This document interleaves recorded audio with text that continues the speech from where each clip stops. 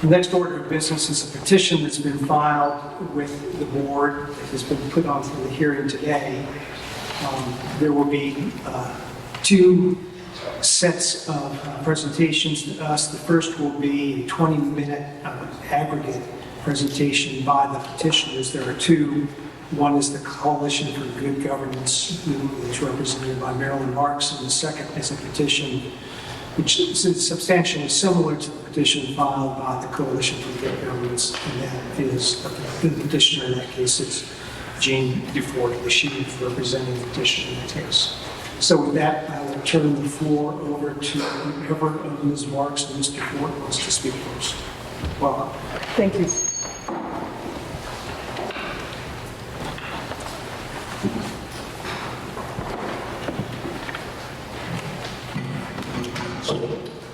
Is this microphone on? Yes. Okay, great. Good morning. Good morning, members of the election board. Thank you so much for letting us speak today. Ms. Dufort and I will divide the 20 minutes between us. I'll be speaking for Coalition for Good Governance. She'll be speaking for the Morgan County Democratic Committee. And we had planned to do this. I'll spend about 7 minutes, she'll spend about 7 minutes, and if we could, we would like to reserve the remainder of the time to come back after your staff has presented to answer anything that we feel like we need to make.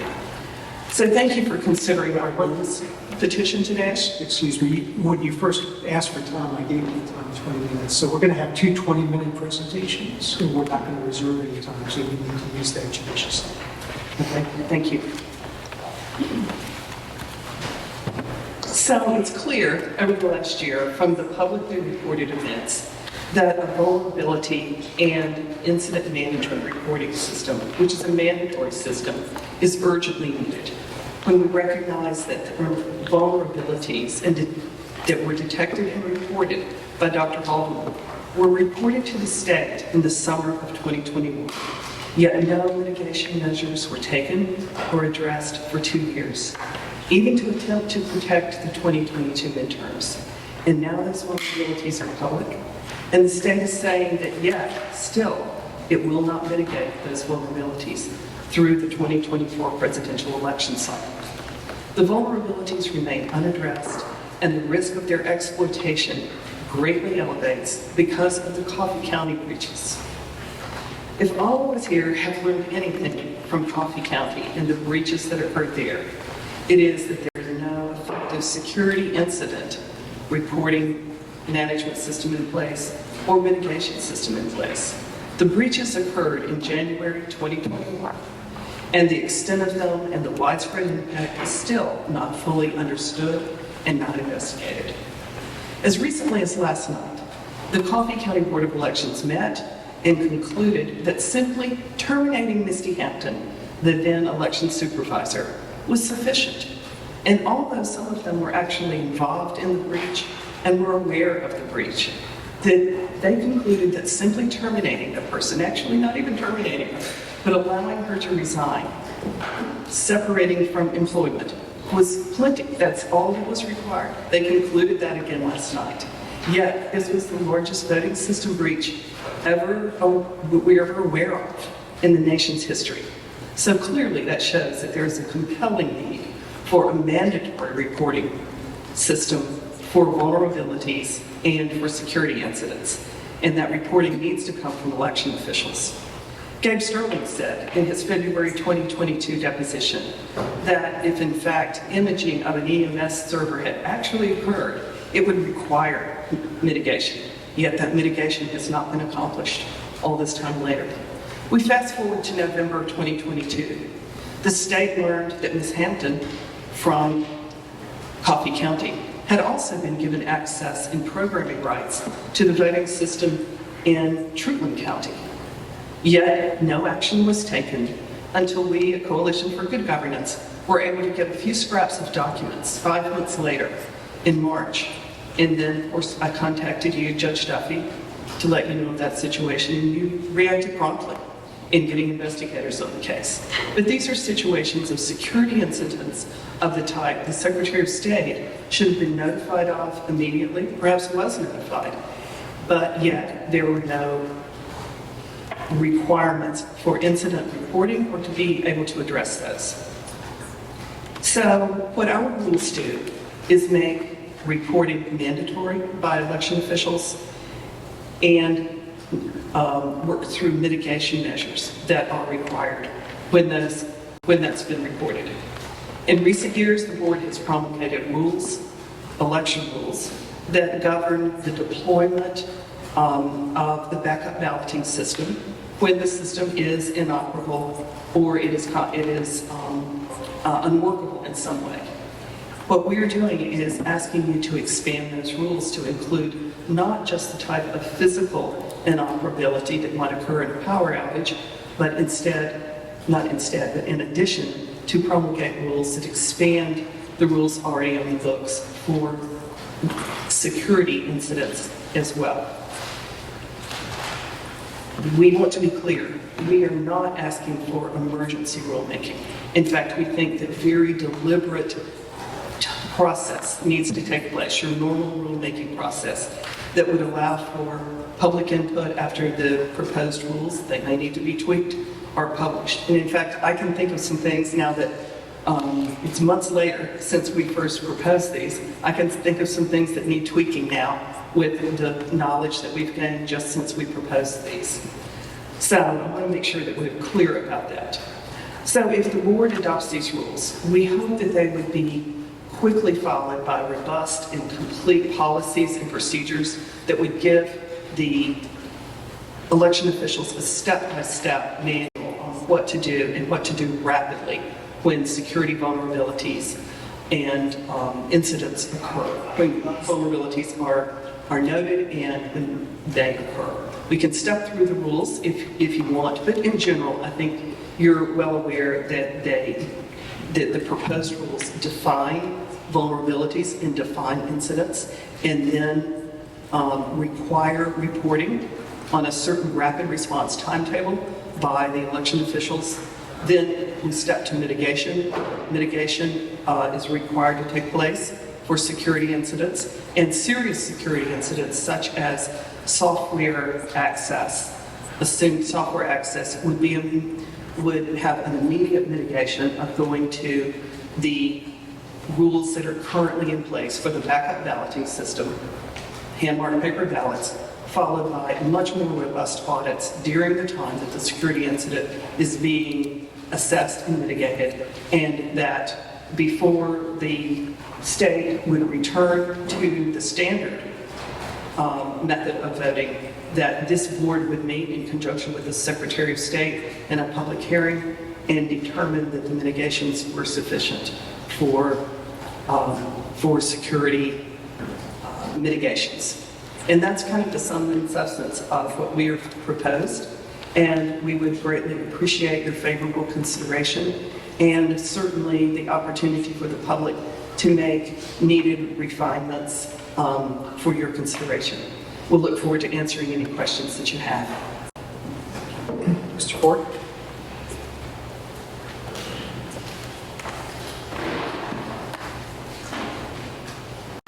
Thank you, Marilyn. Good morning. My name is Jean Duford, and I'm here today on behalf of the Morgan County Democratic Committee. Last September, when videos from Coffee County were just emerging, I stood before you on behalf of a coalition of Republicans, Democrats, Libertarian candidates, organizations, and citizens, asking you then to take action to protect our elections. My question that day was, if not now, when? What would it take to convince you to protect our elections? Here we are 9 months later, and the Secretary of State has done nothing that would protect our election from future cyber risks.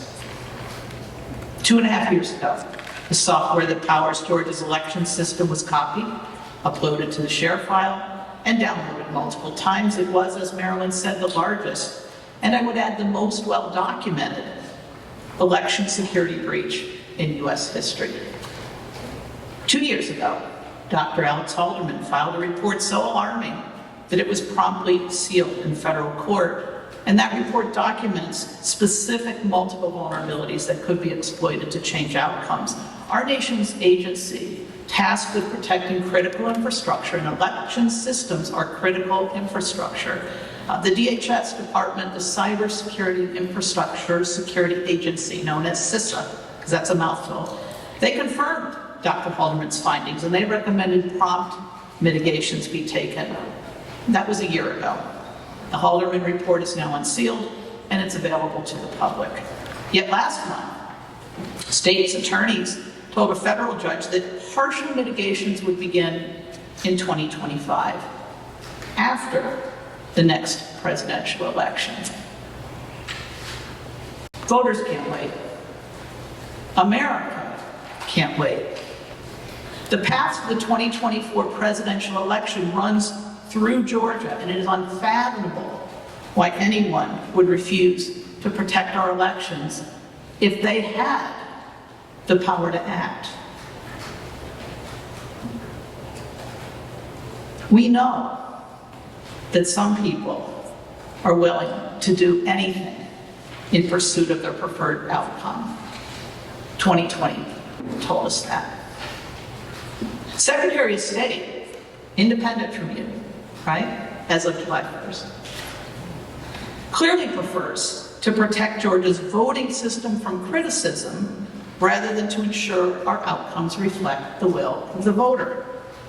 He's promoting, and his staff are promoting, we'll hear it in a little while, I suspect, the false narrative of the MITRE report, the false premise. They're not mentioning the false premise of the MITRE report, that the vulnerabilities, while real, can't be scaled. That's what's being trumpeted. It was told to a statewide call of election officials yesterday. It's in the press release, it's in the press. But the Secretary of State is choosing to overlook the footnote on page 1 that MITRE's findings assume strict and effective controlled access to Dominion election hardware and software. Let me repeat that. The MITRE conclusion that Alex Halderman's vulnerabilities can't be scaled is dependent on the premise that we have strict controls access to that system. And whoever wrote the unsigned MITRE report must be the only person in America that hasn't watched the Coffee County videos. So members of the state election board, it's up to you to act. Fair, legal, and orderly elections. I don't know who wrote that, but that's the watchword on your website. Great, basic standard and commitment. Every one of us learned before kindergarten that there's nothing fair about a rigged game, and there's nothing fair about a rigged election. The election system software that powers our elections has been in the hand of partisan actors for 2.5 years. We've seen their text. They have expressed intent to use it to change election outcomes, and they believe they can do it. That scares the hell out of me. My grandmother would not be happy. Our proposed rules tell local election officials that they must report security incidents and act swiftly to preserve evidence. They also commit all Georgia election officials to act first to secure the system before investigations are completed. Quite simply, you put out the fire before you call in the arson scene. I've heard a lot about waiting for the GBI. I read your frustration with the slowness of the GBI. And I'm all for holding people accountable, but that is not the right way you deal with cyber incidents. First you protect the system, and then you do your investigation. You can't wait until after the investigation. It's common sense, and it's the standard operating procedure for companies and institutions across the world when dealing with cybersecurity risk policy. When you use electronic systems to secure your valuables, money, ID, votes, you have to have a robust plan for how to act when breaches occur or vulnerabilities are reported, and it's got to be fast. If your financial institution told you they found a software vulnerability that could compromise your account, and by the way, they'd also had a breach, you would close your account if they didn't also tell you what they had done to protect your funds. We all would. Since we filed this petition, I've been talking to voters across the state. Once I finish presenting, the first question is, why didn't we know about this risk in the 2024 election sooner? And then they ask, well, why isn't the state doing something, or what's the state doing? And then they say, how can I help? Some of those people have been writing to you, because that's one of my answers. These are the guys who can do something about it, so tell them how you feel. Don't tell me. Voters across Georgia are shocked that state election officials haven't done more to protect our elections. If you refuse to adopt common sense security incident rules now, it'll be hard to explain why, when our elections depend on an electronic system that has known vulnerabilities and has been compromised. Let's spend a few minutes on why protecting the ballot itself is the simplest way to protect the 2024 election, because the entire system was breached. But think about the voting process. Voters make selections, ballots are scanned, votes are tabulated, audits performed, rules are certified. Really, in the scheme of all business models, voting is not a complicated business. I ran handmade factories in India. There's a little more complication in that, right? We can overcome a hack of the scanning and tabulating part of the system with robust audits, but a hack of the ballot itself is a fatal attack. Audits are meaningless if you don't have confidence the ballots you're auditing reflect the will of the voter. And the ballot created by a touch screen and a printer is the most vulnerable part of our system. One of my attorney friends calls the BMD ballot hearsay evidence that wouldn't be admissible in court, because it's how the computer says you voted, not what you actually marked. And computers are vulnerable to hacking, especially in Georgia, in light of the January 21 election system breach and the vulnerabilities documented by Dr. Halderman. In light of the increased risk, just inverting how we use our system. Most people who deploy the Dominion system around the country use it in a different way than we use it. In most jurisdictions, most people mark their ballots by hand, and a few people use those touch screens and printers. In Georgia, we're all in on touch screens for everybody who's in person. So just invert it. Use it in what I would call the standard way in everywhere else except Georgia, right? It's a simple and effective way to greatly reduce the threat. Because if you have a ballot that you know is absolutely reliable and not vulnerable to a hack, all the rest of the possible hacks can be overcome through good audits, recounts if necessary, if you have the original will of the voter. We have a backup balloting system. Maryland referred to it to be used when it's impossible or impractical, unusable. It's the legislator started with that system. You and your rules defined it. But up until now, we have mainly imagined that that's a case you use when you have power outages or you have equipment malfunction, like it happened countywide in my county in November of 2020, and we switched over in every precinct quickly. 7 a.m. voters walked in, the cards wouldn't code the tablets, boom, hand-marked paper ballots. 4 hours later, the Dominion tech got there and made the system work again. It is not hard, and voters don't care. They just want to come in and vote and know their vote counts as cast. I've talked a little bit about the why you should act favorably on our proposed rules today, but let's review quickly what they do.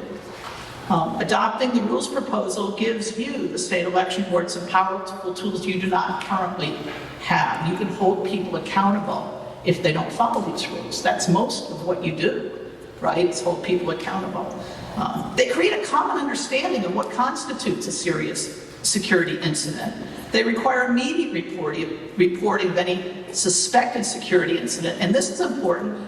They require local election officials to preserve important evidence like security footage. We only have the footage of the Coffee County breach because they preserved it for a different reason, a personnel reason, right? But we could have looked at that. Inspector Josh, who encountered Jeffrey Lenberg in January in the coffee office, could have asked to look at the video.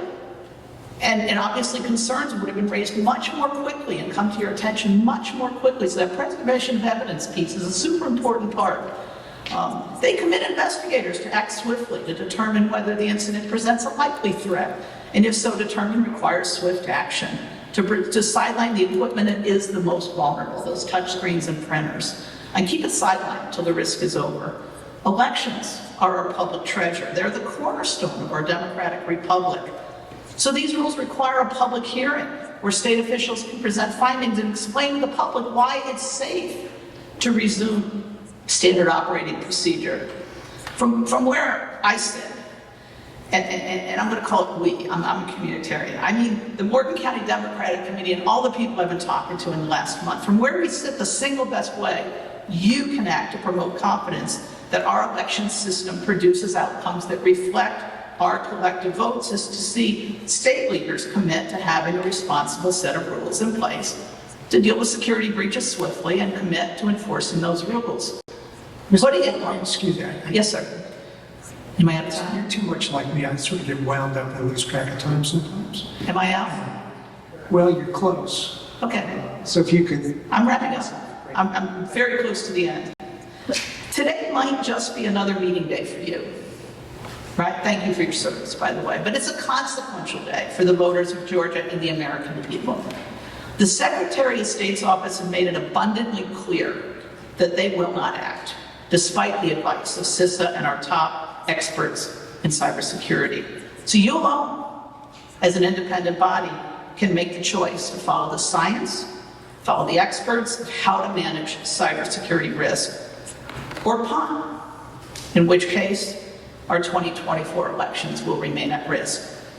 You have the power to act. The question is, do you have the will? I appeal to you for your favorable consideration of our rules. Thank you. thank you. Your closing remarks sentence might be where I want to go next, which is, you can sit down. Go. It's one thing to have power. It's another thing to have will. You can't have will unless you have the authority to do something. There hasn't been any discussion here this morning, nor is there any discussion in your petition about the authority that we have under Georgia law to do the things that you requested in your petition.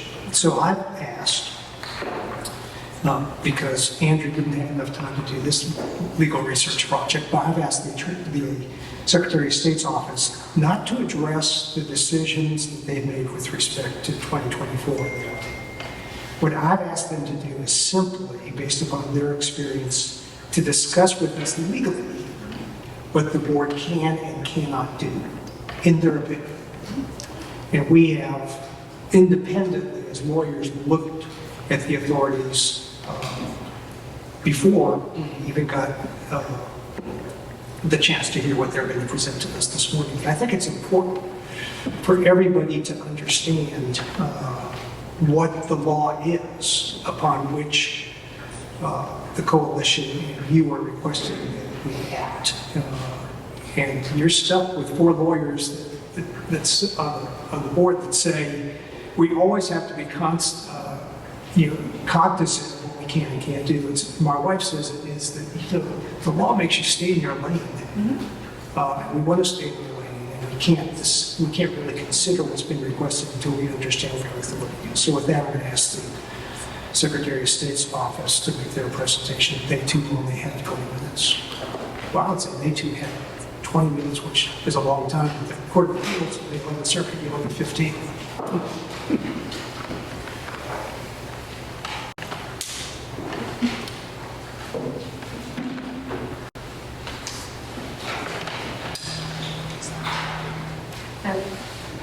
Good morning, Mr. Chairman and members of the board. Thank you for the opportunity to present to you this morning.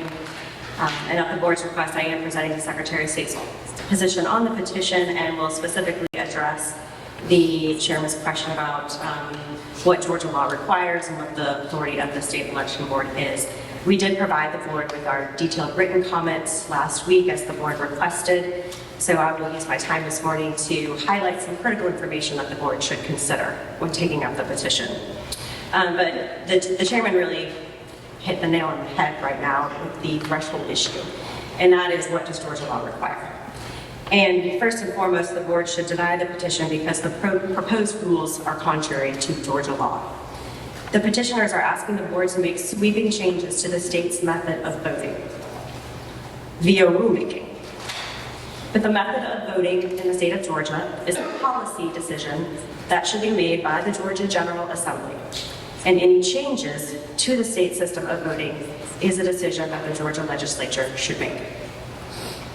But let me be clear. The state's electronic voting system is safe and secure as verified by independent testing and has been proven over the past 4 years to produce accurate election results that Georgians can have confidence in. Our system is battle-tested, and the Secretary of State welcomes any opportunity to describe in detail how the state is a national leader in providing secure, fair, and accurate elections. The recent politicized attacks criticizing the security of our system are being made by those who want to sow distrust in the integrity of our elections and cast doubt on the accuracy of the results.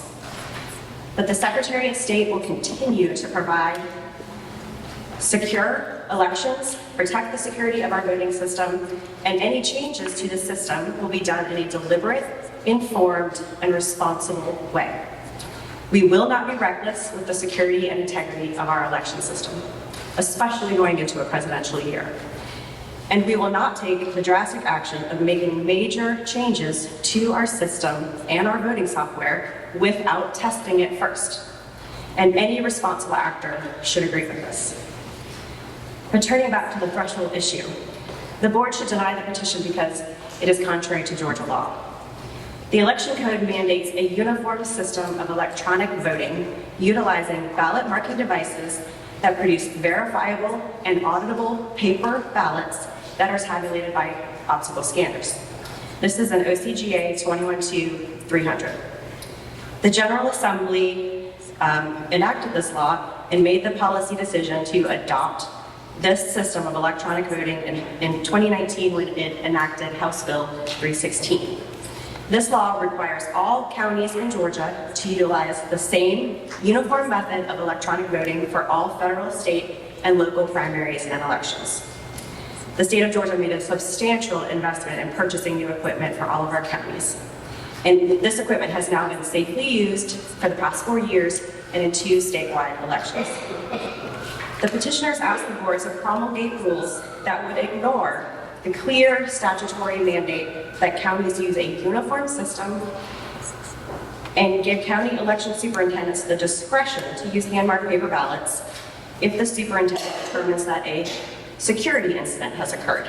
However, there is no provision in the Georgia Election Code that supports the creation of such a broad exemption to the clear statutory mandate that all counties use a uniform system of electronic voting. And any decision to create such an exemption is a policy decision that should be made by the Georgia General Assembly. And although state election board rules do allow election superintendents to use hand-marked paper ballots in an emergency, that is a narrowly defined situation where voting on the equipment is impossible or impracticable. In other words, when the voting equipment simply doesn't work and can't be used when voters need to be voting. The overall purpose of the state election board rules is codified in the election code as to obtain uniformity in the practices and proceedings of county election officials. The petitioner's proposed rules are vague, overly broad, and likely to be interpreted and applied inconsistently between counties. This will undermine the very uniformity in election administration that the board's rules are intended to achieve. It will also require retraining of all county election officials on new procedures. And it will be confusing to voters who expect to show up in person and vote on the VMDs that they are used to.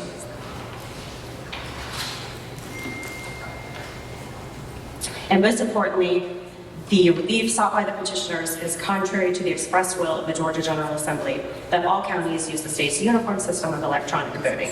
And for this reason alone, the petition should be denied. But the petition should also be denied because the petitioner's security concerns are unfounded. Our voting system has been certified as safe and secure by the U.S. Election Assistance Commission and the Secretary of State. It has been through rigorous independent testing and has consistently been proven that the results the system produces are reliable and accurate.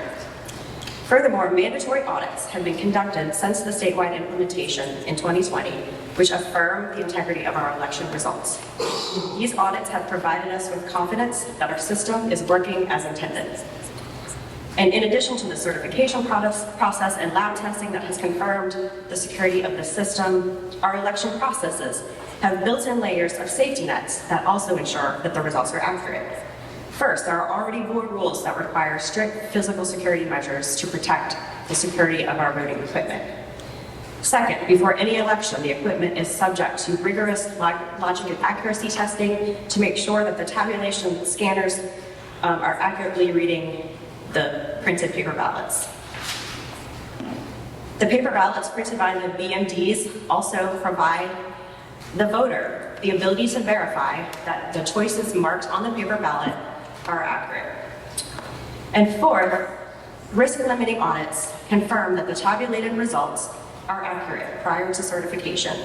And audits are now mandatory for every primary and election with state and federal races with recent legislative changes to OCGA 21-498. I do want to address one part of the petition related to audits. The petitioners asked that the board promulgate a rule requiring audits for at least 50% of all races on the ballot. We'll say that this is contrary to the audit requirements in the election code, but more importantly, it's simply unworkable, and it's not something that counties can practically do. It would impose significant burdens on them to be able to conduct that many audits within the certification deadline. I would also like to address the petitioner's claim that there are certain vulnerabilities in the system, which they identified in an expert report that was submitted in the curling litigation. This particular individual is the plaintiff's paid expert witness. He was given unrestricted access to the voting equipment in a laboratory setting for 12 weeks with password information and documentation on how to operate the equipment. And even with all of this access, he's only been able to identify hypothetical vulnerability scenarios rather than concrete evidence of any sort of actual attack. As I noted, this report was submitted in the curling litigation, and it is just one piece of evidence that is before the federal district court in that case. Both the Secretary and the State Election Board are named defendants in that case, as you're aware, and have submitted their own independent reports that thoroughly rebut the concerns by the petitioner. For example, the MITRE report that was also recently released concludes that the proposed attacks in the plaintiff's report are operationally infeasible, meaning that they are nearly impossible for a bad actor to accomplish in a real-world setting due to the stringent safeguards that are actually in place at our polling locations. This includes constant observation by polling officials, and the alleged vulnerabilities were also deemed to be non-scalable in the MITRE report. And to put that in simple terms, it means that the impact of any potential attack is limited to a single device at a time. It cannot be spread to other pieces of equipment without gaining physical access. The petitioners have also pointed to the Coffee County breach as evidence of a further security risk. Let me be clear, the Secretary has strongly condemned the actions of these rogue election officials and those who aided them. We expect that those who violated the law will face the appropriate legal consequences. However, it is essential to highlight that this incident did not compromise the security of any election. We took swift action by replacing all of the equipment in Coffee County, including the server. And even the petitioner's own expert, who has had a forensic image of the Coffee County equipment, did not find any evidence of a malware installation. I also think it's important to note that the federal district court has had all of this evidence, a full evidentiary record that has been developed over years of litigation, and the court has taken no action to enjoin or restrict the use of Georgia's voting equipment. So I would submit that the petitioners are coming in before the board to try to achieve before the state board what they have not been able to achieve in federal litigation. As I mentioned before, our election processes have a number of safety nets built in that mitigate the risk of a security threat. So it is extremely unlikely that a bad actor would be able to exploit our voting system in the real world. We would support some sort of reporting requirement as an additional safety net if this is something that the board is considering. We would submit that any rulemaking on this issue should be done in consultation with county election officials.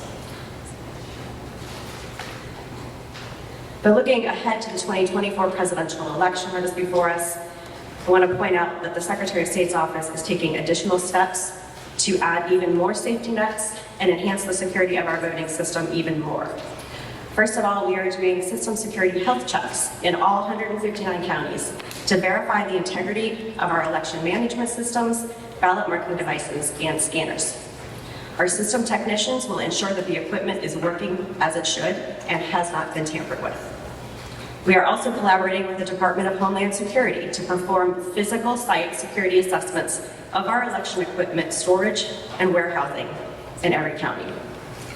We also have worked with the legislature this past session to get expanded pre-certification audit requirements for primaries and elections. And as I mentioned, we are also conducting a pilot of the latest version of the Dominion Democracy Suite software, which is version 5.17. This pilot will be conducted in select municipal elections, and this will allow us to select or to test the new software in a real election setting to determine if it is safe and practicable for use here in the state of Georgia. And our election experts are going to provide a briefing to the board later this morning on this new software. But let me quickly correct some misinformation that has been spreading about the software. First, the 5.17 software version is not a patch. It is a reinstallation of a new version of the software. It cannot be implemented statewide with the simple push of a button. It must be physically installed on every single piece of equipment in every county in Georgia. It will require hundreds and hundreds of man-hours to accomplish this. It also has not been used in an election in any jurisdiction in the United States. We are still in the evaluation and testing phase of the new software version. We will be testing it, as I mentioned, in the fall in a pilot program that will allow us to evaluate it in a real-world setting so that we can certify it as safe and practicable for use as is required by Georgia law before we can use any new component of the system. And one thing that we have learned throughout this testing process and evaluation process is that the new software version is incompatible with some of our voting system components, namely our poll pads that program the voter cards that allow voters to actually use to vote on the VMDs. So had we done what the petitioners asked us to do and rushed forward with an installation of the new software, we wouldn't have functioning election equipment for our fall elections, let alone for the upcoming presidential election. And we've talked about voter confidence. It's difficult to imagine a situation that would harm voter confidence more than if we make drastic changes that will render our equipment non-functional. So this notion that there is a simple and easy fix that will address every security risk that the Secretary is just refusing to do is simply false. And again, those who are pushing this want to sow distrust in our system. They're asking the state to make rash, knee-jerk decisions, which we will not do, because Georgians expect better. And the Secretary of State will not be reckless with the security and integrity of our state's voting system.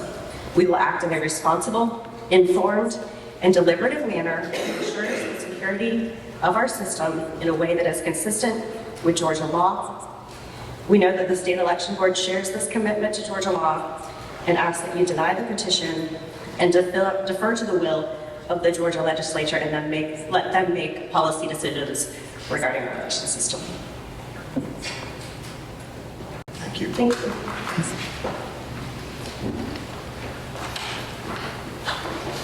I want to take a moment to reset what we're doing here this morning with respect to these petitions. One thing that we have all learned from this experience, and we saw it play out here today, is that what we requested, what we wanted was a discussion about the actual amendments that were being proposed, not an advocacy about shortcomings in the system. And then we wanted to know what the law allows us to do and not do. one of the duties that we have, which I hope everybody understands, is we have to detach rhetoric from reason. Our responsibility is to reason through a petition without making disparaging or critical remarks on the other side. We take this as a much more pure approach, which is a petition has been filed. There's specific language within the petition. We have to decide whether or not we have the authority to do so. And if we do, what does that look like and what does the process look like?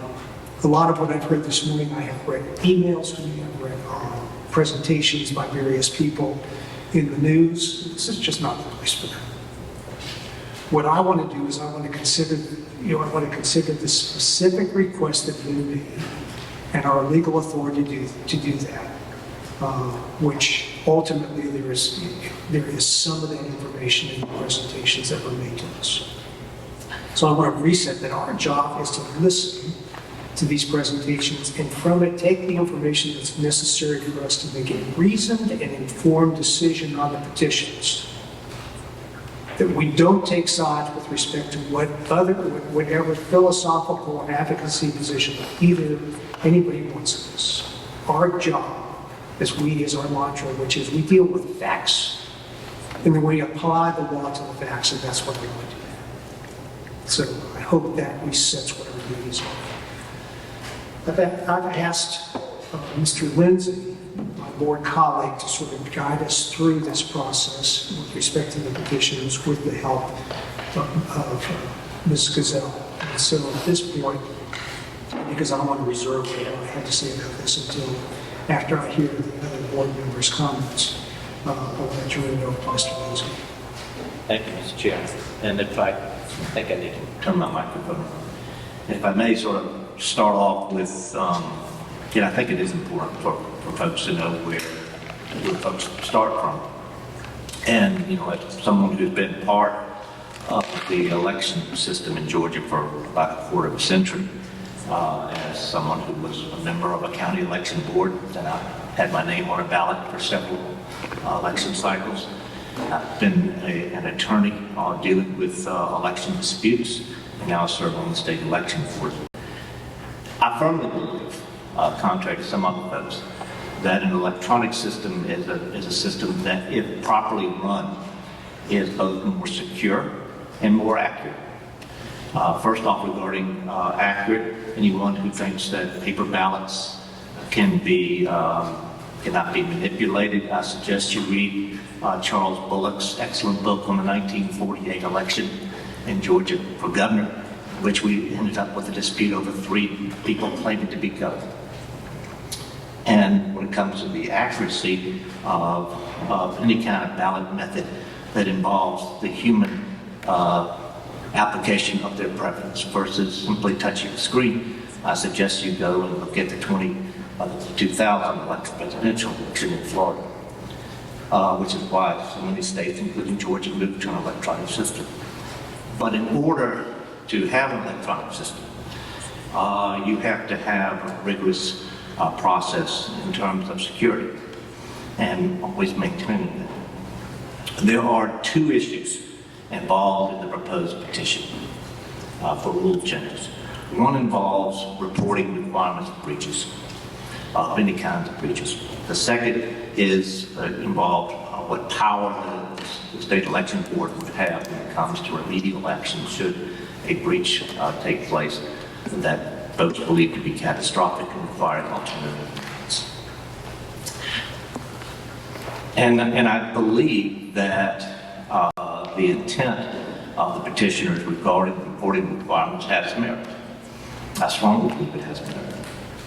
However, the specific language that is being proposed in here has some fundamental problems in terms of ambiguity and in terms of practicality, and also in terms of protecting that information that may be transferred to this either election board or the Secretary of State should a breach or a criminal activity take place.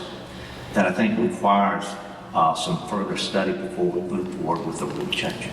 And so while, Mr. Chairman, I will be asking for a motion to deny this petition, I'm going to also be making a request that this committee create a five-person study committee to come back with another proposed rule, and that include 2 members of the state election board and 3 folks from various counties, from a large county, a medium-sized county, and a smaller county. And where's my friend from Bartow County? By the way, I'm going to be looking for you on the second category. And someone, perhaps from one of the 4 larger counties, also including the small. Because I do think that we need to try to figure out how exactly a rule would apply, so that should a situation such as Coffee County or any other kind of use, that we have a requirement for a rapid reporting of that and an ability to do a rapid investigation. I do, however, and I think that one of the presenters even acknowledged that there are possible changes that they would make, and we would welcome their input as well. So I do have, for that reason, I think that at this time, regarding the specifics of what they propose, we should turn that down, but we should also not ignore the issue involved, and that we should move forward with trying to develop a rule that satisfies at least the great amount of their concerns, including some of their additional concerns. The second part is what kind of remedial action that we should have and what authority we should have. I think clearly, we do not have the authority that they are seeking within these rules. Based on my analysis as an attorney and based on the analysis of other attorneys that have looked at it as well. That doesn't mean that some other activity should take place or some authority should take place. Some of that is going to require legislative changes in the next legislative session. And part of our duties, I will tell you right now, is to make recommendations. If you look at our prescribed duties underneath the law, is to make recommendations to the General Assembly. There's an open question as to how much authority should be given to us exclusively and how much of it should be shared with elected officials. I can tell you right now, I am hesitant to give so much authority exclusively to the state election board to change how we vote. I think that probably in an emergency situation or in a situation of a serious breach in an upcoming election, that responsibility should be shared. But I'm more than willing to work, and I think the board should work with the General Assembly to figure out, for instance, this is simply hypothetical, whether or not an elected official such as the governor were to underneath his powers, give us the authority to then take a look at, in other words, a certain check and balance taking place.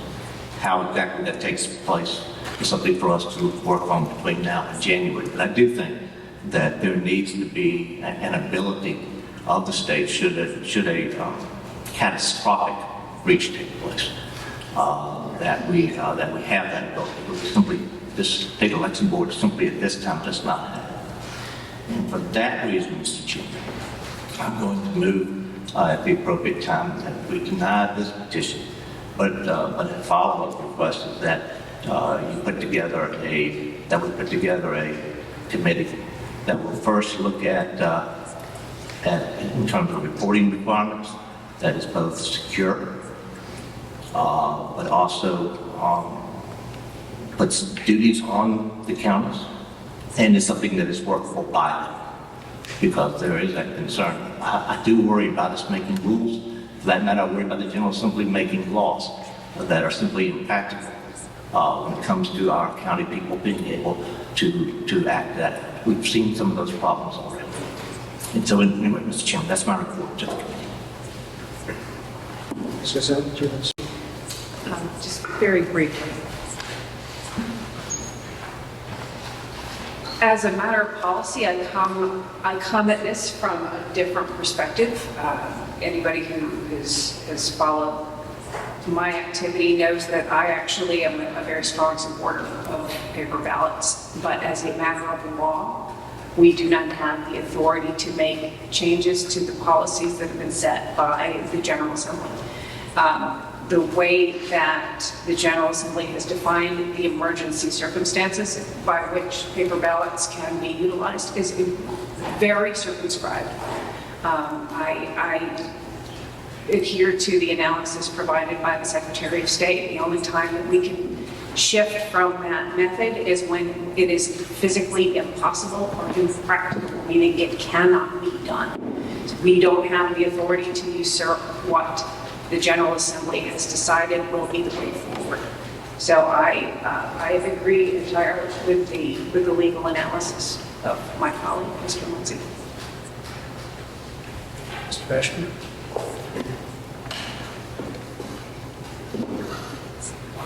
Thank you, Mr. Chair. One of the things that lawyers are very familiar with, that the general public is not familiar with, is the idea of subject matter jurisdiction. And a court, the first decision that any court has to make in any case is, do I have the authority over this subject matter? And so it's a jurisdictional issue, and if the court decides that it doesn't have subject matter jurisdiction, it does not proceed any further, and it doesn't even hear the merits of the case. I think the chairman here was wise to allow the parties to address the merits of the case, and so I thought that was helpful. But with regard to the subject matter jurisdiction, another thing that makes me particularly sensitive to it is that each member of the board is appointed by a different entity. There's a Democratic member of the board, or a Democratic appointed member of the board. There's a Republican Party member of the board, appointed member of the board. The House gets to appoint one member of the board, and I'm appointed by the Senate. And so while each of us, and the chairman is appointed by both houses, the House and the Senate. And so while each of us represents and works very hard to represent and hear the voices of all Georgians, we do have a particular channel that's set up by statute for us to make sure that we hear. Now, I'm the only member of the board who was here during COVID. And so I remember distinctly passing the regulations that we had to pass with regard to COVID. And that was an unprecedented situation that we were in. It was an emergency. We had probate judges who were election superintendents die. Courthouses were the original super spreaders. So, that was a big issue, and the board acted. But the General Assembly spoke after the board acted. In SB 202, and the General Assembly was very clear. If they weren't clear in the statute, they were clear in their communication to me that if we haven't given you specific authority to do something, and it's not an emergency, you're not authorized to act. Now, one of the things that we have to be very careful about on this board, and we are very careful about, is the idea of the unfunded mandate. Now, everybody who's listening from a county and everybody who's here from a county knows that they hate unfunded mandates. And they hate it even when the General Assembly does it. So imagine an appointed board of 5 volunteers, no matter that they're the hardest working volunteers I've ever seen on any committee that I've worked on. But no matter how hard we work, we don't have the authority to pass an unfunded mandate and cause the counties to expend money that they don't have, and that we don't have any authority to give them. So we got to be very sensitive to that. I would be very worried in that. With regard to emergency, I heard the petitioners today specifically say this was not under the emergency rulemaking powers of the board. And so therefore, now it's a question of is this our job or the General Assembly's job? And so one of the speakers said that you have a choice of you can either act or punt. And if you're in a debating society or deductive logic class, you'll recognize that it's what's called a false dilemma, and that it presents only 2 choices when there might be more. And just one I would present is follow the Constitution might be another option. And so I think the framework of the government that's set up in Georgia is this is an issue, regardless of how good an idea it might be, this is a question for the General Assembly to answer and not for the board. So I will vote to oppose the petition for that reason. Dr. Johnson?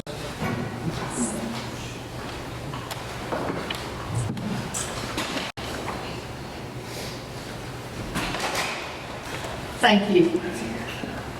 In listening to the petitioners today and to the Secretary of State, I have several questions to Ms. DeFord.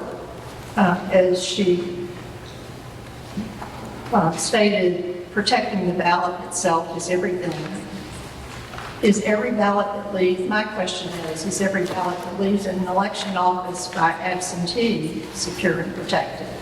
Aren't all hand-marked absentee ballots applicable?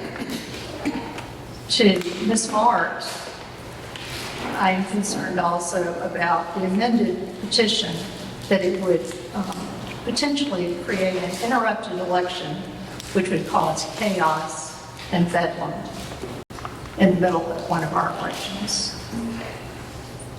For Ms. McGowan, Secretary of State, the claim that the state uses a uniform method of voting and 1/3 of voters actually use hand-marked paper ballots by absentee voting, and now there's an increasing number of voters that are allowed to use email voting.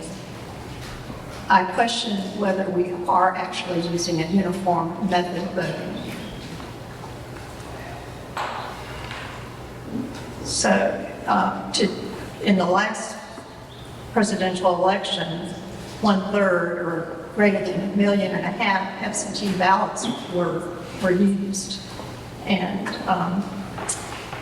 2/3 were voted by the electronic method of voting. So I think there's things to consider, and I agree with the comments of my colleagues about the subject matter jurisdiction and the remedies proposed. Thank you. Thank you, Dr. Johnson. It's interesting hearing the comments of my colleagues, which I haven't heard before. This is the first time that any of us have expressed our view of this particular statute.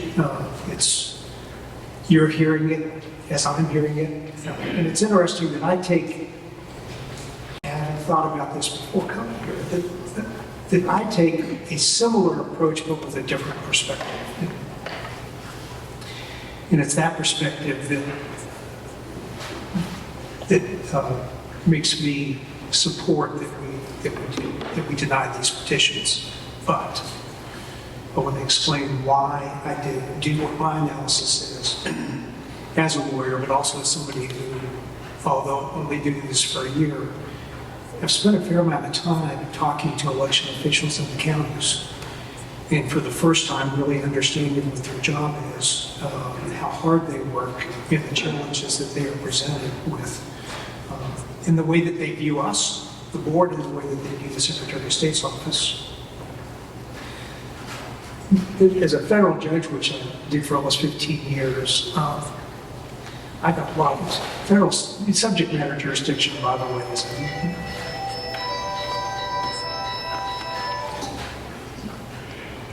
Maybe we could turn that off.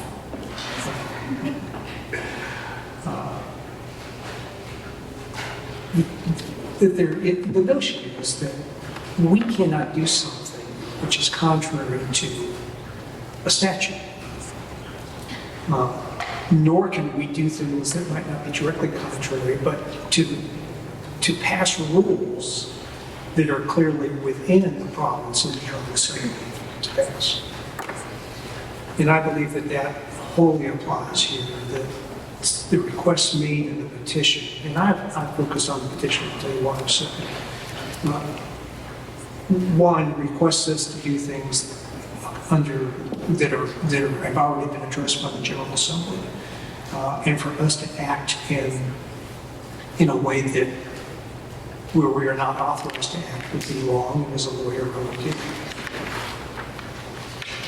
I would hate to have been in Mr. Mashburn's position when he was on the board to get a call from the General Assembly and told, we have our job, and you have your job, and your job is not to be our job. And I think as a basic principle, that's true, that we are guided by statutes that give us the space to act and denies us space not to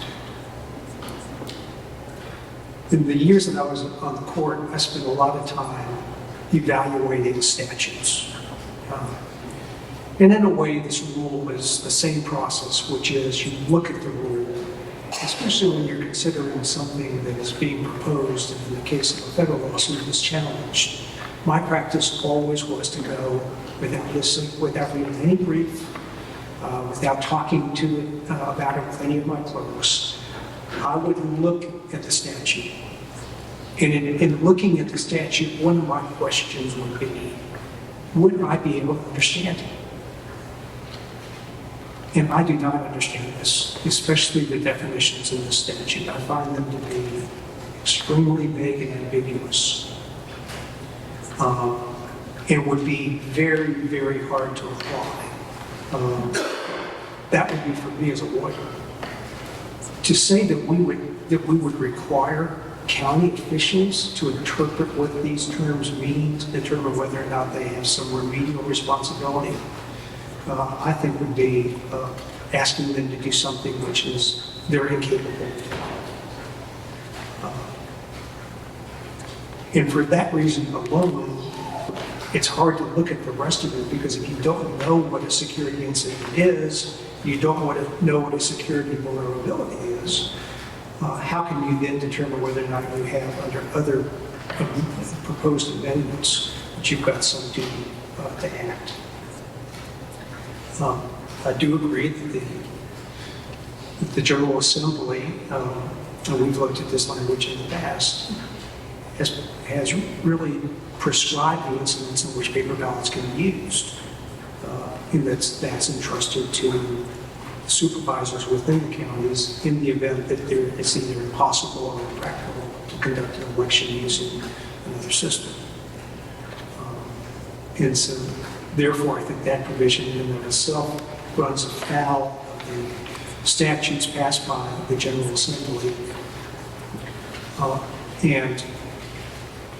And therefore, it would be, I think, unfair and really imprudent for us to pass these amendments and impose these ambiguities and duties on people in effect.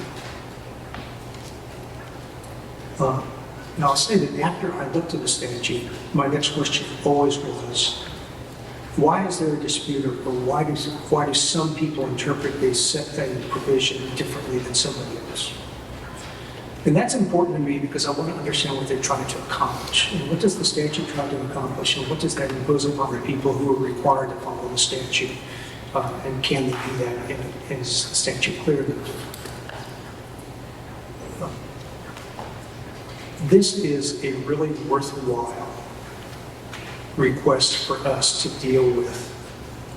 How do we learn of, and then what do we do with potential insecure and vulnerable abilities that arise in the election system? I think that in my lifetime here in Georgia, we've got all sorts of voting systems. I think at one point I took a little thing and punched a computer card in Florida that resulted in hanging chads. And then we moved to a paper ballot, then we moved to another electronic process, then we moved to yet another electronic process. All of that, I think, is worthwhile that we look at changes in technology and whether or not there are systems that are safer, better understood, especially by a younger population, than filling out paper ballots, which I don't know if they fill out anything in paper anymore. But that's just a change in culture, and I think that we always like to see whether or not changes in cultures ought to be addressed in systems that government presents to citizens. So the idea that we take seriously vulnerabilities and security incidents, while I don't agree with these definitions, I do think that we ought to consider them. And I agree with, I think, what everybody has said on the panel, which is it's time to do that, so long as we can do that within the authorities granted to us. Some of these, I would agree with my colleagues, are matters for the General Assembly. And in my little taste of interacting with the General Assembly, I've reached this conclusion, that if you go to the General Assembly with a thoughtful presentation of what you would like for them to do, with adequate reasoning why that should be done, with something that is in writing that they can look at to decide whether or not it can inform people who are required to follow that law, that they are a lot more receptive than somebody going down to the General Assembly and talking to somebody in the corridor, which they do a lot of them, and saying, you know, we would like this, and then turn it over to somebody else to find the solution. My experience is that there's not enough of the pre-work that's required for the legislatures while they're here for the 3 months to be really deliberate and really understand, including the economic imposition that would be imposed upon county election officials and the counties themselves. That all needs to be addressed. And if you do that thoughtfully in something that they can study and do that other than on the first day of the General Assembly, I think that there is a strong possibility that it will at least be favorably received, might not be enacted, might be changed some, but I think that it will be given more serious consideration. And I see that as what Mr. Lindsay is proposing, is that we do this the way that it ought to be done, which is to have a group of knowledgeable people review these questions that are presented and these remedies that are suggested in the petitions, and that we try to do something that we believe we have the authority to do and which would work, and if we can't do it, to propose to the General Assembly the specific legislation where they can act where we can't. To me, that's a really reasoned approach to the way that we, as a board, want to do our business. There are security issues. You know, in the short time that I've been on the board, we've had a number of instances where it has to be known, because we know that it happens, that people are storing equipment in unsecured locations. And they have lots of reasons why they do that. And they have lots of reasons why they might give a key to somebody else because they're really using the facility because it's been given to them by somebody and they don't have enough space themselves. But to give access, to give a key to somebody who is not an election official to be able to enter into that space where machines are being stored, even if they don't ever intend and they're fully trusted not to do any mischief, is just wrong. It's the responsibility of the election officials to secure the equipment and to make sure that only authorized people have access. And if it means that we have to have security people, then we have to hire security people to make sure that nobody gets access, unless they're authorized. That imposes a financial burden on the counties, and we ought to, including looking at the physical security in addition to whatever electronic vulnerabilities there might be. Then we need to address those things because we know, the five of us know that happens. And we've heard complaints and we've had to respond to complaints of people that don't secure their facilities. So security is a vital issue. The one thing that has always disturbed me is that as much burden as we put on county officials, we impose a greater responsibility on them. And to have looked at all of those videos where somebody who was an elected official holds a door open to allow people that they know are not entitled to see, to touch, to download information from machines is terribly, terribly wrong. That's why I'm frustrated that it's taken a terribly too long period of time to respond to that. But if you think about it hard, it's that vulnerability that I think has created this error, what Mr. Ford and Ms. Marks claim is that look at the vulnerability. Well, the vulnerability, that person could just as easily have given somebody access to paper records.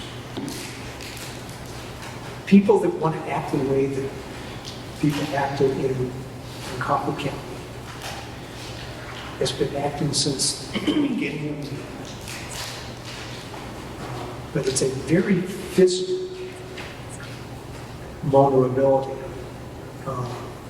And we have to find some way of making sure that only people that can be trusted in the election process will not participate in a certain language, which is why I was equally upset when I heard that the county was they would have a hard time rejecting true, but that person was able to have access to machines in a different county, and that there was no system by which people that are hiring election officials and election people that won't have machines don't get some sort of notification that this person can't be trusted with the machines. That's a security vulnerability in itself. And there is nobody has ever developed a system that will find somebody who's not trustworthy, that we let other election counties know that those people should not be entrusted with responsibilities. With the thing that I agree with everybody is that the right to vote is in fact the fundamental way in which you and I have a right to choose who leads us. And that we have to do everything in our power to make sure that that right is protected in every manner and way we can. Well, unless anybody else has any comments, Dr. Johnson here. I'll entertain a motion. Mr. Chairman, I move that we deny the petition. Is there a second? Second. And you will repeat that, please. Mr. Chairman, I move that we deny the petition. Any- Second. It's been moved and seconded that the petitions be denied. Is there any further discussion? There being no further discussion, all those in favor of the motion to deny the petition say aye. Aye. Opposed, no. The vote's unanimous and the petitions are denied. Mr. Chairman, I don't know if you would prefer to hear a motion regarding the creation of a committee. At this time, I wish to do so in nuclear inherent power. I'd be happy to give a motion. Propose that a committee of 5 consisting of 2 members of the election board, 1 Republican and 1 Democrat. Guess who's going to be the Democrat? And 3 folks from various counties, 1 from a larger county, 1 from a mid-sized county, 1 from a smaller county, be assembled to first propose rules regarding reporting breaches, and then also make proposals to the board by December.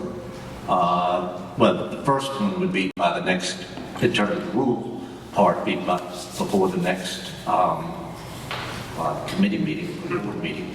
And then regarding the legislation, be a proposal to the board by December to make it so that we can make a proposal to the General Assembly on any type of legislative change. That same would be done for both. So the motion would be to appoint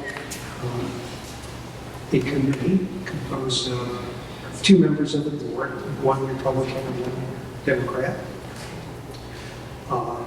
and a representative from a large county, medium-sized county, and a small county, as determined by By the chair.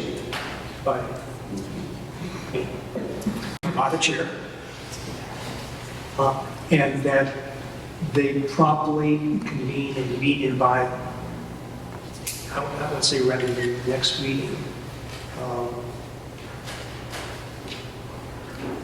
because we could have a special meeting to do that if we wanted to.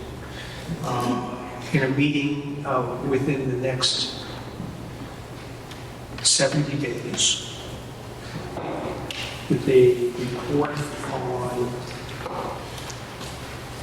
how did you put it? Proposed rules regarding reporting of instances of breaches of the state election system. So proposed rules to report suspected breaches, and then by December 1st, that same group report and make recommendations regarding legislation that we would request the General Assembly to consider enacting during the next legislative session. Is that right? Yes, Mr. Chairman. Everybody understand the motion? Is there a second? Second. It's been moved and seconded that we move to convene the described group with the deadlines that have been stated. Is there any discussion on the motion? There being none, all those in favor of the motion say aye. Aye. All those opposed, no. The motion passes unanimously. Well, I want to thank Ms. Marks, Mr.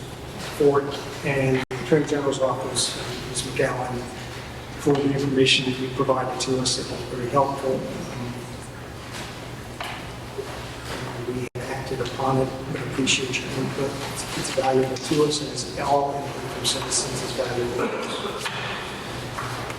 So with that, we will move on to our next order of business.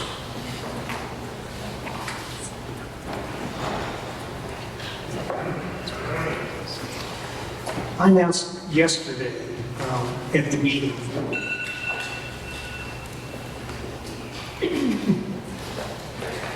that sounds like an alarm telling me that my time is up. I take it that wasn't the case. One of the things that I did not understand, one of the things I think a lot of the public does not understand, and it's been alluded to in the presentations made this morning, especially by the Attorney General's office, as to the update that the Secretary of State has announced, and the update would apply to the current Dominion Suite voting system, would be beta tested now, but would not be implemented until 2025. I'm not here to discuss that policy decision, but what I found is I don't know what the update is. I don't know what it does. I don't know what it seeks to address or fix, or how does it seek to expand the functionality of the system. And I think not only should I know that, and anybody else on the board know that, I think everybody needs to know that, because I get lots of emails about the update, and I'm not sure anybody really knows what the update does. It's been characterized, but I think if we are going to evaluate public arguments and arguments here about the update, we need to know what the update does. So I've asked the Attorney General's office, specifically Blake Evans and whoever else he wants to explain this, Secretary of State's office. I assume that the Attorney General's office would not like to do that.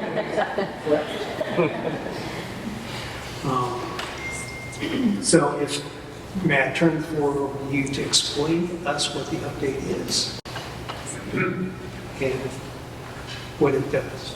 And I don't want to, I see you're bringing up your rules book.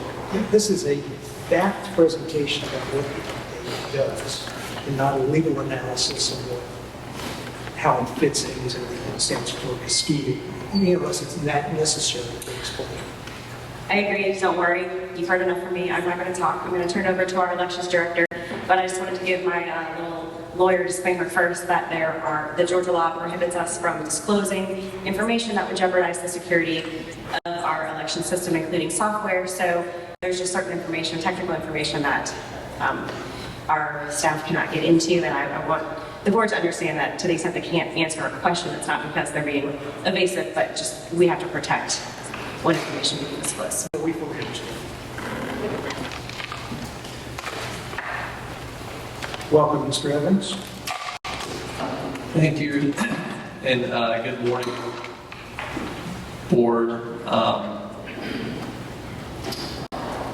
One of the things that we often have to tell counties sometimes is, we get questions, is you need to, this is what the code says, consult with your county attorney. So I often remind them that I practice what I preach and keep my attorney very close by. But what I want to do today, really, in this presentation, you're going to have to hear a little bit of me, and then you're going to hear a little bit of Michael Lawrence, who is our Deputy Director of Voting Systems. here in Georgia.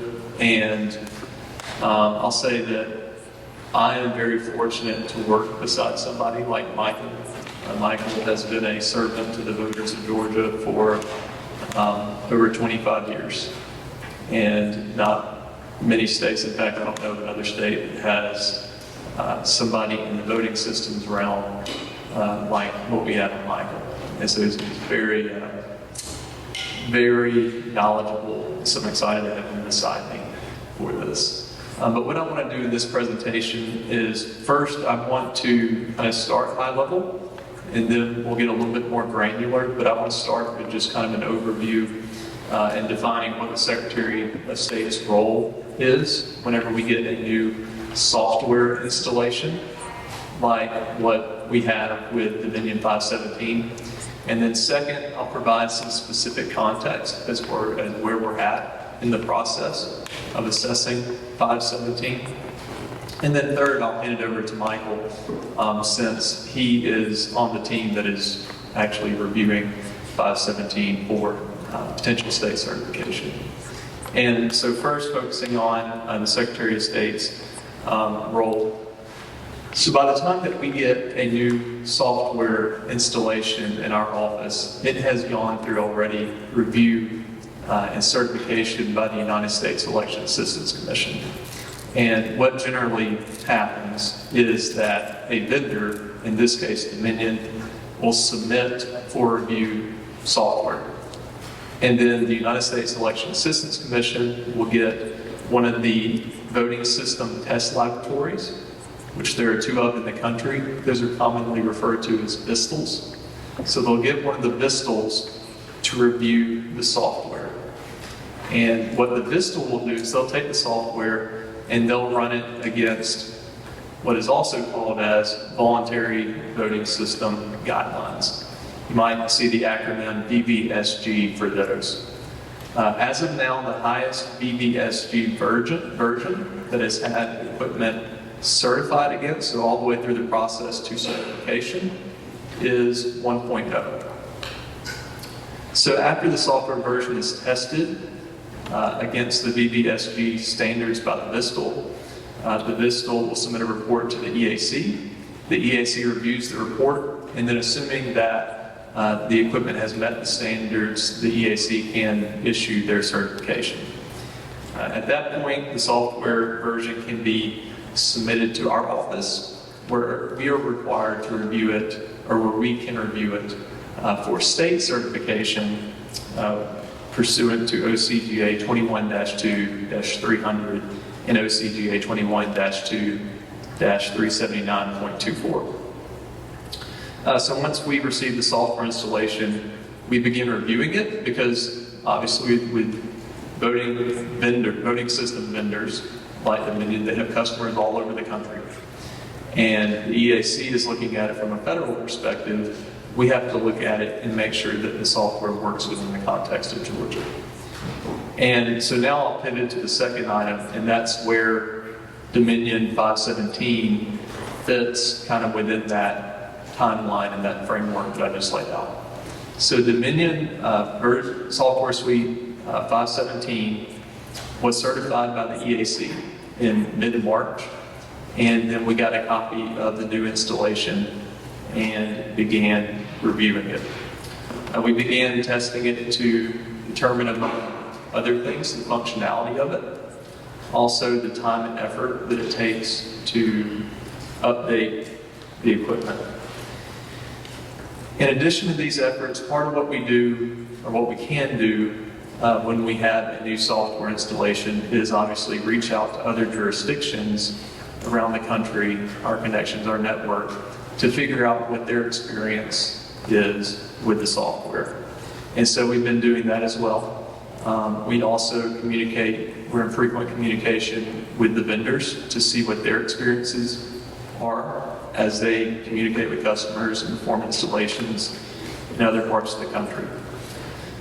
So since we're still working through this process, what we have right now is an incomplete picture of 517 because we're still reviewing it. So some of the information that we have so far before I hand it over to Michael. We do know currently that the software installation does not currently work with the other components of the system that we have in Georgia. And when I say that, there were 2 counties in Ohio that upgraded to Dominion 517. One of them rolled back from 517 to their other version because they have an election upcoming in August. And what they found was that cards encoded by their electronic poll books, when put into the ballot marking devices, could not bring up a ballot. This is the ballot marking device cannot read the voter access card. So we also know, we're keeping track of this, the update has not been used in an election. The first election where it will be used in a jurisdiction is in Ohio in August. And so we're keeping close tracks of that. At this point, I want to state unequivocally, we're committed to continuing the process of learning more about 517. Michael and his team are testing it. They're learning more about it. As Ms. McGowan mentioned earlier, we are planning pilots in several jurisdictions in November of this year, where we want to see how the software update functions from the beginning of the elections process to the end of the elections process. Obviously, with that, we need to make sure that the poll book is compatible by that point, which we're working with our poll book vendor to make sure that we stay up to date with the progress on that. But we're hoping that that's at a point where it is compatible for us to be able to run pilots. So for that, what I'm going to do at this point is hand it over to Michael Barnes. Thank you, Mr. Evans. Welcome, Mr. Barnes. Good morning. Again, my name is Michael Barnes. I serve under Blake in the Secretary of State's office as his Deputy Director of Elections, and I work mainly with the voting systems that we use in the state of Georgia. We have begun the process of interacting with the Dominion Suite 517 to get a true understanding of what changes we may see between 5A, which is what we are currently using in Georgia, as we transition potentially to 517. The one good news, I think, from a voter experience, what a Georgia voter will see when they interact with a touchscreen, if we transition to 517, it's not a big change for what the voter experience will be. However, the majority of the changes are really in the back end of the system. Primarily within the election management system, and that is the system that builds the ballots. That's the system that counts the ballots. That's also the system that transfers the information from the election management system to the devices that are used, the BMDs, the scanners themselves. Because unfortunately, what we've called this process is potentially, we call it an upgrade. It's really not an upgrade. Even though it starts 5, it says 517, and we may use 5.5. This really will require us to fully rebuild the system. And that means the election management systems have to be completely rebuilt.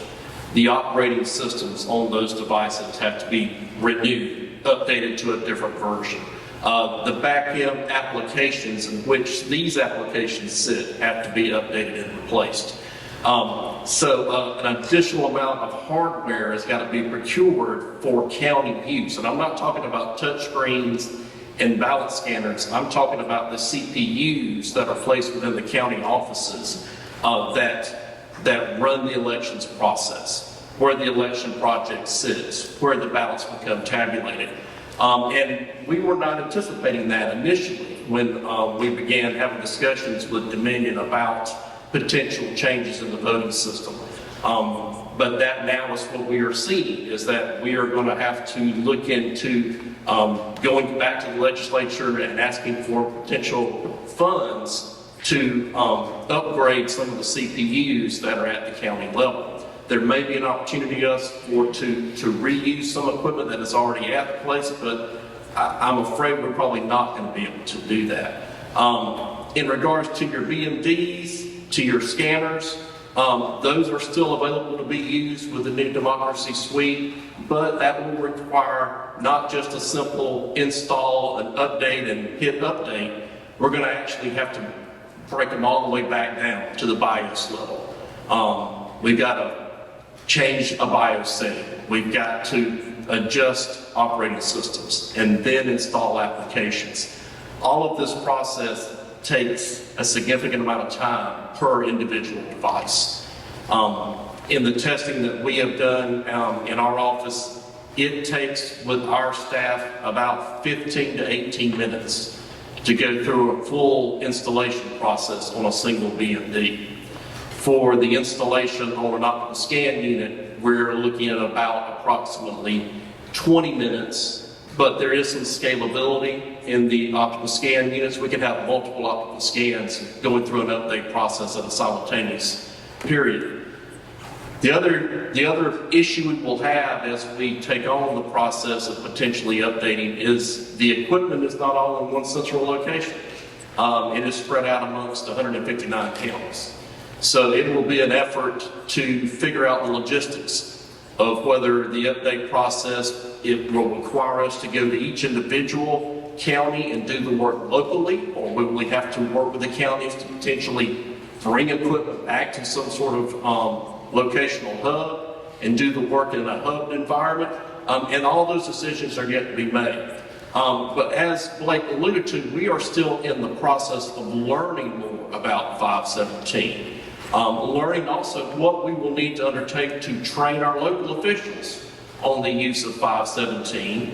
Is there any additional information that we need to make sure voters are aware of in regards to 517? There is some additional hardware that's available in 517 that we have not previously used. There is an upgrade to the ballot scanner that is available under 517 that does not currently work with the 5.5 option that we have. And there are some larger counties in the state that may be interested in potentially procuring this additional hardware because of its scalability, its ability to hold more information. So there's a lot of information that we're yet to really fully understand and get the full grasp of. So we want to move in a very meticulous fashion where we learn about this process, where we learn about 517, and we can then instruct county election officials to the best of our ability on what things they will have to do in order to execute elections successfully moving forward. So we are in the process of learning.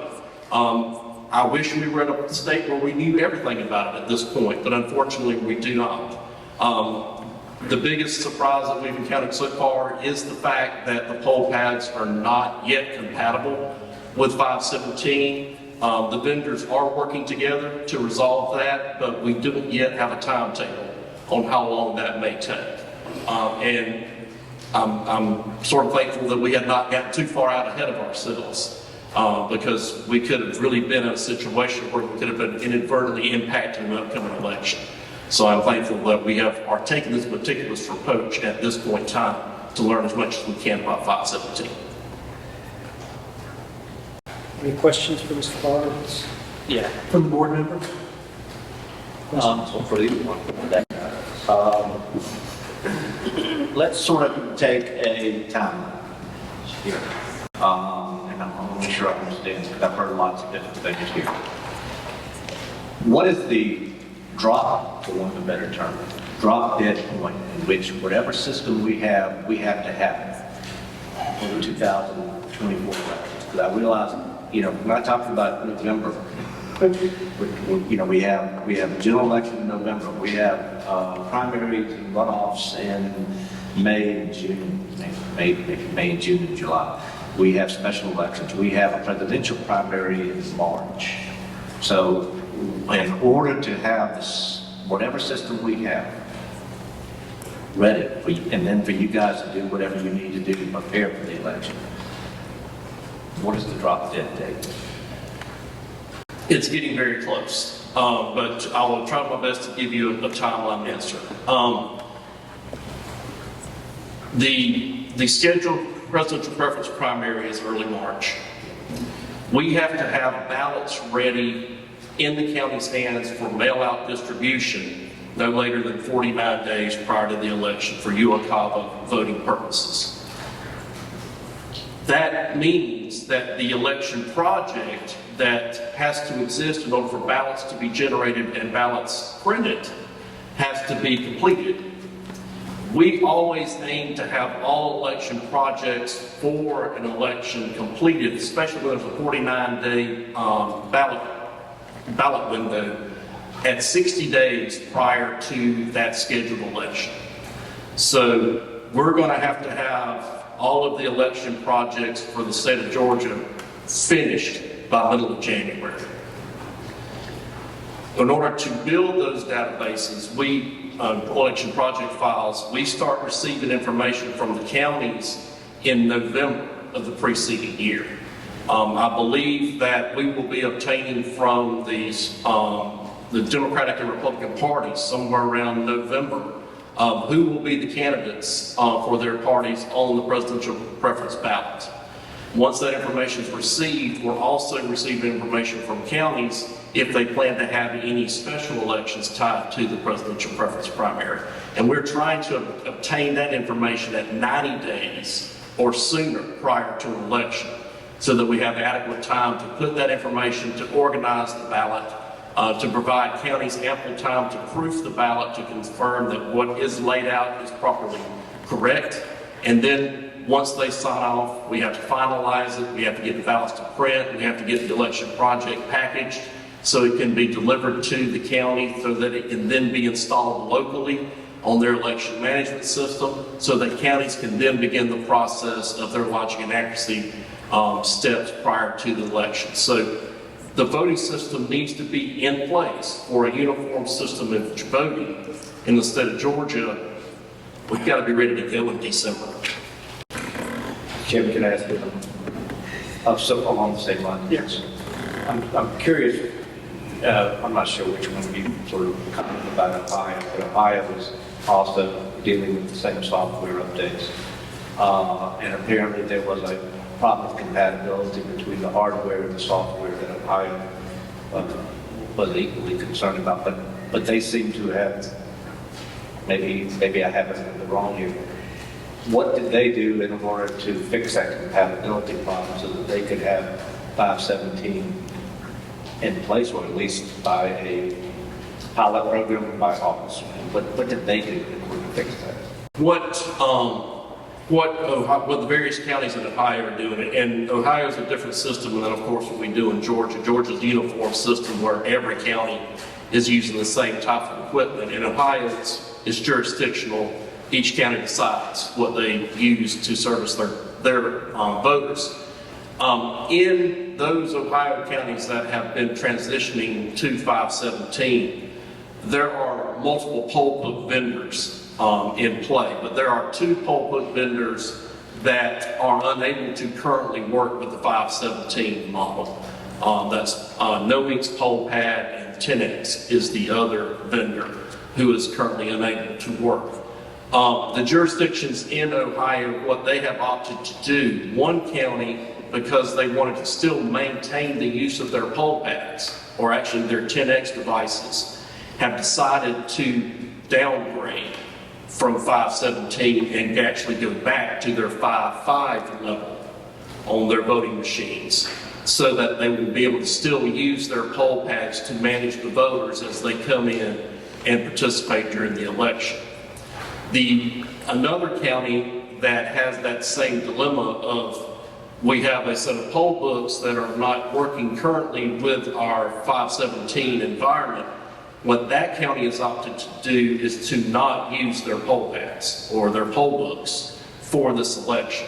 That they are going to go through another mechanism of preparing the voter access cards that will be then given to the voter that will allow them to interact with the machine. So they are using a different tool to create the voter access card that will be presented to the voter, and they are not using their normal poll pad procedure. How many counties in Ohio are using the Dominion system? The last count I got from the vendor yesterday, I believe that there are 7 counties in Ohio that have now upgraded to 517. And of those, and how many counties are there total? I'm not aware of the total number of counties in Ohio. Do you have a good estimation? It would be nothing but an estimation, and I would hate to be accurate on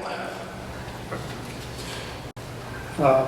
They don't have 159 counties, I know that. 88 counties, thank you, 88 counties. You're off by one, but you're forgiven. In how many updates has Dominion offered to Dominion users since we first bought the system for use in our elections? In checking what is currently federally certified under the Dominion, Dominion brand DAC, I was checking yesterday. I believe there are 4 different versions of the 5.5 series. There's A, B, C, and D. The newest version is 517. And does 517 incorporate everything that was in the prior updates? It incorporates a lot of various things from when the last time Dominion had put a suite together for EAC certification. There have been hardware enhancements. There have been statutory changes in elections in our state, but also in other states that they serve. So vendors tend to put those type of items into their suites so that they can expand their customer base potentially. And of these EAC certified updates, how many of those did we, Georgia, incorporate into our machines? We have only stayed with the 5.5A series.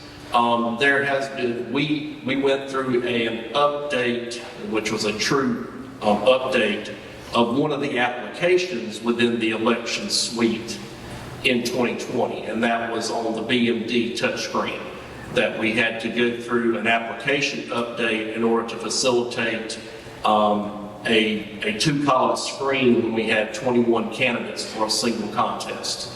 And so we had to actually upgrade or update our version number from 5.5.10.30 to 5.5.10.32. Okay, I'll try to remember. Yeah, if you do, congratulations. That's In these updates, ones that were implemented in Georgia and in 5.7, if you can answer this, do any of those address security, making the system more secure? the 517 application, Democracy Suite. It was developed in response to those concerns that have been raised over the last 2 to 3 years. And do you know with more specificity what the concerns are that are addressed in 5.17? I'm afraid if I start getting into some of those answers that I'm opening ourselves up to talking about things that we would be unsafe to disclose. Can you do it in a more general way? There are basically the applicational backgrounds, the backbones of which the applications are being reinforced and enhanced. And I think that's about as far as I can get. What does reinforcement enhance? This gets into the coding that you put in place within applications to make applications more secure. And is that more secure with respect to internal or external threats? It's a combination of both.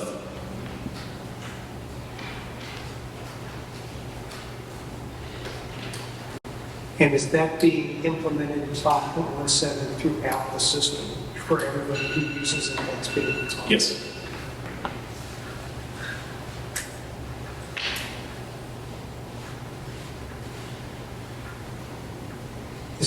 Is it your sense that this would be a good update, that would be good for the machines that we use in Georgia? The process of learning about it is absolutely a good step to learn more about.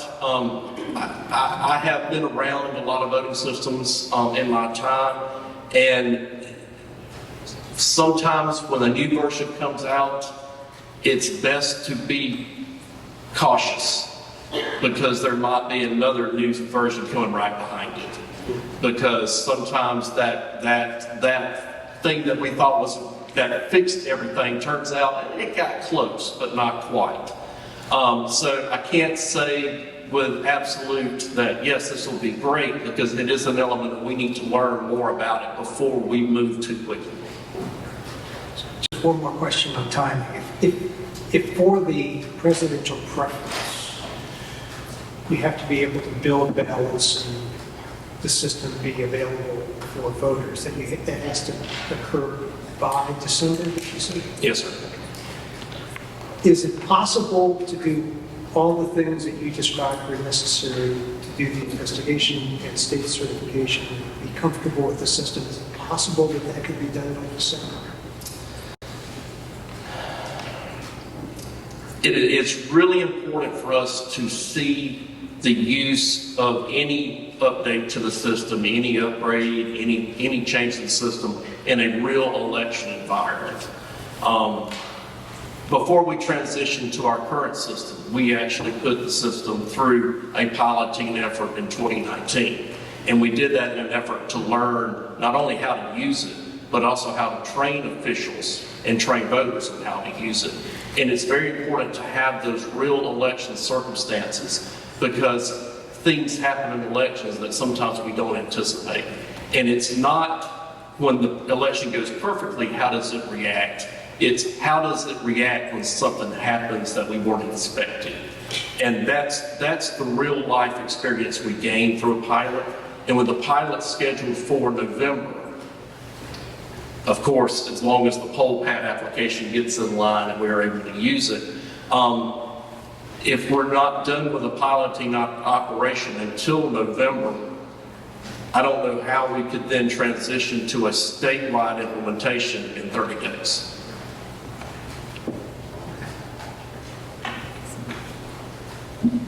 Any other questions? Going back, Mr. Chairman, going back. Why can we not use Ohio as a piloting aspect? Well, we definitely use other jurisdictions and learn from their experiences. The one thing with the Ohio experience, Ohio and the counties that are updating to 517, they actually don't use it as a BMD client. They use it as a DRE, a direct record electronic system. So it's the same touch screen.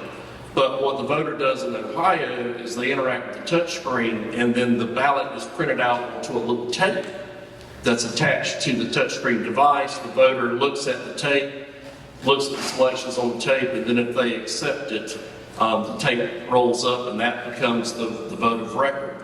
So they're using a compartment of 517, but it is not the same thing that we would be using in the state of Georgia. So we can learn a lot, but it's still not in the same environment that we would be using it. Just one question. Do you have an accurate estimate of how many person hours it would take to do the full upgrade? I don't have an accurate estimate as of yet, because again, not understanding yet how we would handle the logistics. It will take a tremendous, I started doing some calculations on man hours, but unless I know if I've got to travel to the county or if they're coming to me, it's hard to come up with a good estimate at this point. Yes, okay. Worst case scenario. Worst case scenario. Happy to go out to 150. Worst case scenario, I do have experience of us having to go out in the counties and do updates on the pre-existing system, but that update was a much quicker installation process. This is a much bigger rebuild. In those exercises in the past, it was always a 6-month operation. With this process, I honestly am thinking it's probably going to be closer to a 9 to 10-month operation. So it's based on personnel available? It's based on personnel availabilities. And when you do this, do you hire supplemental personnel for the rollout and then on a part-time or temporary basis? The leadership at each agency determines what they think is the best course. In previous installations under different administrations, We used actually a contracted source that had a relationship with the Secretary of State's office for installation purposes. I don't know yet how the Secretary of State's office might want to facilitate this installation process because of what will be involved. My division, of course, would be involved heavily. I have 7 to 10 people that report to me. But we're going to need a lot more than that. I know that we have made some inroads into working with the technical colleges of Georgia to maybe use some personnel from the technical colleges of Georgia to help us with this process. But those discussions are in the very preliminary stage. I think you said that the system requires new CPUs to be used in each of the counties. And it doesn't work without the new CPUs. I mean, you need new CPUs for it to work. You're going to need the CPUs because one of the elements of federal certification is that it actually gets down to the hardware level, where it says this type of device is, this server, this what was classified as like an express server, is on a particular type of Dell machine that has certain workings there within. So yes, we're going to have to make some adjustments at the CPU level. And ultimately, would the counties have to pay for the new CPUs? That is an element of the Secretary of State's office having to determine what that is going to be. I can't speak to that at this point in time. Do the counties have at least an order of magnitude of maybe what that would cost so that they can go? Not at this point. Do you have a thought on that? I don't have an order of magnitude of what the cost would be at this point, but it would not be insignificant. Well, that's pretty ambiguous, but I understand. Insignificant might be different things to different people, but for counties, I think that significance is a pretty low level. Okay, thank you. Appreciate it. One last question. Talk about worst case scenario in terms of time. Let's just take best case scenario. Let me ask you this practical. Everyone brings all the equipment to the World Congress Center, and you're able to do all of the necessary upgrades to the equipment at one location. Does that shorten the time period you need? In a centralized location with all the people that you could possibly need, it's going to shorten the time. But possibly one way we've sort of done this before. We did this in 2020 with the initial rollout, and we went through in a central warehouse 30,000 devices that were installed and then acceptance tested by the state, and then packaged and distributed out to the counties. And in that central warehouse environment, it was still 6 to 7 months. I assume in order to get the machines to a central environment, that would be a cost that would have to be incurred by the county. I suspect there would be some county costs. What those county costs would be, how much they would be, I don't know. Johnson? Michael, does this upgrade elevate the certification to VVSG2? No, ma'am, it does not. 517 was certified. 517 was certified under the VVSG 1.0. At this point in time, I believe there's only one voting system that's currently in review by the Vistals at the 2.0 state. And could we utilize the upgrade without using poll pads? That would be a decision that would be made by people above my pay level. But could it be possible to do that? It could be if you chose not to use poll pad for voter access card activation. And does this satisfy the CISA mitigation recommendations? The software package was worked in response to those. I will just say that that's what was brought forward based upon. Okay. And this, is this part of what will be presented as far as health check?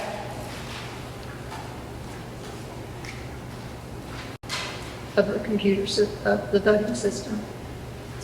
That's it. I thought, Blake, were you going to speak to the health check? Okay. I can answer some of your questions on the health check. We are currently in the process of visiting all 159 counties in the state to sit down with their election management systems that are currently in place and to do an assessment on those CPUs to determine if they are ready and basically in a health way for the upcoming elections. Do they have the applications that they're supposed to have? Not only do they have the applications, do they have the right installation of those applications present? Is the system connected as it should be? Is it working? Is it working in the sense of where it's sharing information across all of the CPUs that may be connected to that system within the county? We are also inspecting their voting equipment and assessing whether what has been installed on the equipment is what's supposed to be there. And not only is it installed properly, but also is it functioning properly? Is it acting as it should? Is it taking the acceptance of an elections project file? Is the interaction of the voter as expected, as should be when you put a test scenario in? Are ballots being produced as they should? Are those ballots then being scanned and tabulated properly? So we are in the process of visiting all 159 counties. I think as of yesterday, we've completed visiting 8 counties. So we've still got a lot of work in front of us, and this will be ongoing through the rest of the calendar year. We are going to try to get as much done before the end of August as we can, because we know we have a lot of jurisdictions that will have ongoing elections that they must be preparing for in September, October, November. But those jurisdictions that don't have elections will continue visiting those counties, and it's our objective to complete all 159 counties by the end of the calendar year. One final thing, just on that answer, and I don't know if it was Mr. Evans or you, but there was a statement saying that the machines had nothing added to them. I don't know if I heard that correctly. Well, what we are looking at is the status of their equipment, and we have the ability to know what's supposed to be there, and we are making sure that what is there is what's supposed to be there. Meaning that if something's not supposed to be there, you would address it. Yes. So you'll do a virus check? We are checking the system to validate that what's in the system is what's supposed to be there. Yes, ma'am. And review of like intruder law or something? Yes, ma'am. Mr. Chairman, good questions lead to more questions. These health checks or whatever you call them, which are our system. Given the fact that, assuming for a minute we do not do the upgrade to 517, has CISA weighed in on the remedial efforts that we are taking to attempt to ensure our system is sufficient? Has CISA weighed in on that? To our knowledge, CISA has not made any statement. Is it appropriate for us to make that request to CISA to see if it's appropriate, if it's adequate there? Is that an appropriate invite to CISA? So we were reached out to, I believe, the EAC field team and had an initial meeting with them. And there's a chance they might come to kind of observe. Michael, do you have any more details on that? I know it's kind of early. Thank you, Blake, for reminding me. We have had a discussion with the EAC Field Services Office, and I have invited them actually to come down to Georgia to go with us out as we're doing some of these health checks so they can see what we are doing in an effort to make sure that the system in Georgia is ready for the elections that are oncoming. So we feel like that is an opportunity for EAC to be involved to see what steps we are taking to make sure the Georgia elections are ready. Yeah, I guess my point is that I think it would reassure a lot of folks if either EAC or CISA or some other agency other than the Secretary of State's office. Somebody can validate what you are proposing independently. I'll leave it up to you guys to figure out who.